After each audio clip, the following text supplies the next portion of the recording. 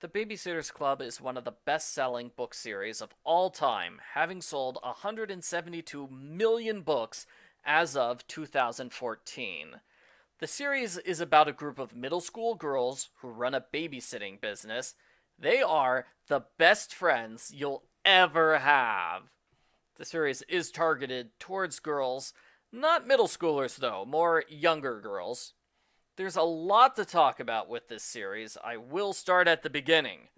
The series is the brainchild of editor Jean Fywell. In 1985, she realized there was a big demand for babysitting books, so she commissioned a 4-book series called The Babysitter's Club. The project was given to freelance author Anne Martin, who was Jean's friend and former coworker.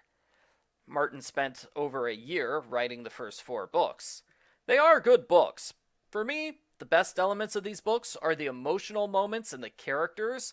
For a lot of younger readers, the best elements of these books are the fun babysitting adventures, the friendships, and how relatable the books are. These characters feel like real people. Book 1 is narrated by Christy Thomas, who's a take-charge girl who likes sports. Her life is being turned upside down because her mother's getting remarried. Christy gets the idea for the Babysitter's Club, and most of the book is getting the club off the ground. Book 2 is narrated by Claudia Kishi, a Japanese-American girl who loves art. Her older sister Janine is a genius, which causes a lot of tension in the family, because Claudia's not very good at school. This is more of a silly book. The girls are scared of a phantom phone caller, who ends up being a pair of cute guys with crushes on them. Book 3 is narrated by Stacy McGill, who is a fashionista from New York City. She has diabetes, which causes problems with her overprotective parents. The club deals with a rival group of babysitters. Book 4 is narrated by Marianne Spear, who is shy and struggles with her father. He treats her like a baby. The club members have a big fight, and Marianne makes friends with a new girl named Dawn Schaefer. Marianne saves a child's life, and Dawn joins the club. The series was an immediate success, and Martin was commissioned to write more books at a much faster pace. These early books are pretty good, even if Martin did not have a year to work on them, like the first 4. Stories are continued from the first 4 books. Like Claudia has more problems with her older sister. Marianne's 2 best friends have tension. Christy's mom gets married, and her family has to adjust to life in a new neighborhood. I want to talk about book 5. It seems unfair not to mention Dawn's first book. It's a good book. It shows that Dawn is the most mature member of the club as she deals with a family of kids. They kind of have problems, but their mother is a huge disaster.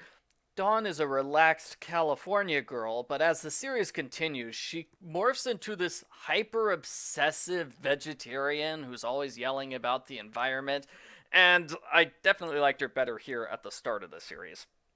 Book 10 is a major book for the series for multiple reasons. That's when they started printing a new book every month. It's when all the girls turn 13 and enter 8th grade. They stay there for the rest of the series. Every year they graduate from 8th grade, only to go back to 8th grade at the end of the summer. It's also when the series started making big changes to the main characters. Logan Bruno and Shannon Kilborn are introduced as associate members of the Babysitters Club. Although they don't narrate any books, it's kind of a big deal that the club has 2 new members. Stacy's kicked out of the series, and she's replaced by 2 new characters named Mallory Pike and Jessie Ramsey. Stacy doesn't leave the series for long. There was such a huge outrage from fans that they quickly decided to bring her back. The Ramseys are the only black family in town, and a lot of Jessie's books focus on racial issues or her love of ballet. Mallory is an introvert who's constantly overshadowed by her large family. Most of her books mention her love of riding and horses. Mallory and Jessie are both 11, so they are considered junior members of the club. They're kind of isolated from the older girls. It's not like Mallory hangs out with Christy or Jessie hangs out with Claudia. No, they only hang out with each other. Those 7 girls are the main characters for the majority of the series. Even though there are over 50 books without all 7 of these girls, they are still considered the core cast. Both the 2006 graphic novels and the 2020 TV series purposely introduced Jessie and Mallory earlier than the original books did. They wanted to get to the full 7 cast members as soon as possible. One thing I dislike about the series is the large amount of recap. Chapter 2 of every single book is spent explaining who all the characters are. You can always skip Chapter 2. Nothing interesting happens. It's the same boring thing repeated in every book. That's one reason why the first 4 books are better. They don't have that giant amount of recap.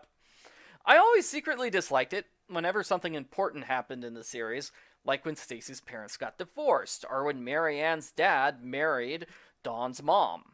Those stories were interesting, but they were added to the recap section. So I was forced to read about those books over and over again. As the series progressed, the recap sections got longer. Half of Chapter 1 is usually the narrator explaining her personality, her life story, her family members. Chapter 3 is devoted to the history of the club and how it operates. Around book 50, they did make an effort to get rid of the Chapter 3 recap, just to have recap in the first 2 chapters. Still, you can expect about 25% of any given book to be nothing but recap. There's also character-specific recap. If the Arnold twins are in a book, expect to be told the story at book 21.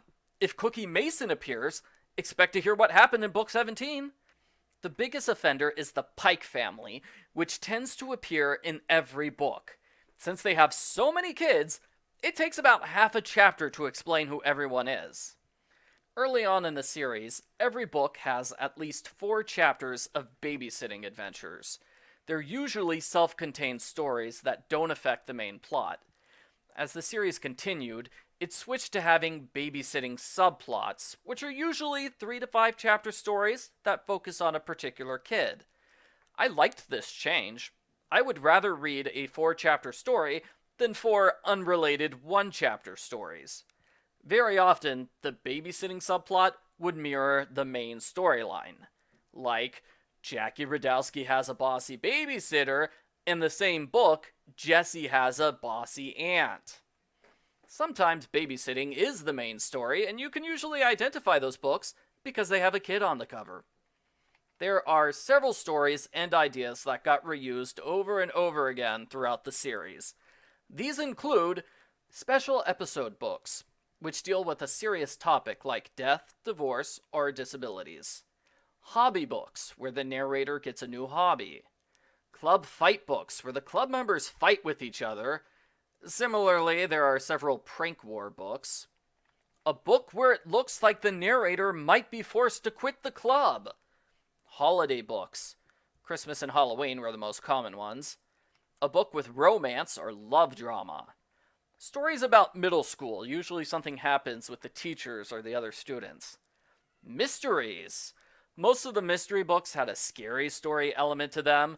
Eventually, they started a Babysitter's Club mystery series. Big group stories. The club has to watch at least 10 kids. Similarly, the series has a lot of carnival stories where they put on a fair or a carnival or another kind of special event. I think there's a 30-book span where over half the books have a carnival story. I quickly got sick of carnivals. There were also character-specific stories. Mary Ann tends to have stories about her shyness. Dawn has stories where she starts a crusade for a new cause. Jessie does ballet, and so on. Ann Martin wrote all of the original books. Book 23 was the first book to be written by a ghostwriter. There were 2 ghost-written books in 1989 and 3 ghost-written books in 1990. In 1991 and 1992, Martin wrote 6 books a year. Remember, this is a monthly series, so she went from writing all of the books to half the books. She stopped writing entirely in 1993. After that, she worked on the series as an editor, and she wrote the initial outlines for all the books. Most of these books can be read in any order. There were a few smaller, continuing storylines. Marianne and her boyfriend break up for 6 books. Stacy quits the club for 5 books. The longest and most important storyline is the one where Dawn moves to California for 6 months. She stays there for about a year and a half in real time. In book 88, Dawn officially leaves the series. She's replaced with a new girl named Abby Stevenson. Abby has asthma, a twin sister, and a love of bad jokes. Abby officially replaces Dawn. She unofficially replaces Mallory and Jesse, who stopped narrating books around this time. I don't hate Abby, but she is my least favorite narrator of the series. I can see why a lot of fans dislike her and consider Abby's introduction to be the point where the series started going downhill. Introducing a new main character in the 9th year of a series feels like a marketing gimmick, a desperate attempt to keep the series fresh and relevant and new. It's sometimes easy to forget that Abby was in the club for almost a third of the entire series. It feels like she was introduced pretty close to the end. Abby's introduction is the last major event of the series. The 2 biggest stories after that are Claudia getting moved to 7th grade for about a year, and Mallory getting bullied until she moves out of state. Mallory leaves 6 months before the series ends. After she leaves, the 5 13-year-olds narrate 1 book each, then the series is over. The last year of the series is mostly average in my opinion. It wasn't the best, but I don't think it was so terrible the series should have been cancelled. I get the sense that the authors and editors were more focused on starting the sequel series, so they paid less attention to the main series. I think it's a shame there was no attempt at having a big finale or giving closure to all the various characters. In the last book, Marianne's house burns down. Her father says they might have to move out of state. Marianne cries with Dawn, and the story ends there without a resolution. I did not like that open ending after Marianne's life is almost destroyed. It's not a good note to end the series on. This series has dozens of characters. Part of me wants to discuss every single one of the characters, as well as my favorite and least favorite moments of the series. But this video is long enough already. The Babysitters Club is a good series with enduring popularity. Reading all of them was a huge undertaking, but it was a lot of fun. I enjoyed it. Thank you very much for watching my silly reviews of these books. Here's an overview of the scores that I gave these books. I tended to give the books either high scores or low scores. 96 of the books got a 1, 2, 8, 9, or a 10 from me. My average score for these 131 books is a 5.3 out of 10. Therefore, I give the Babysitters Club series a 5.3 out of 10.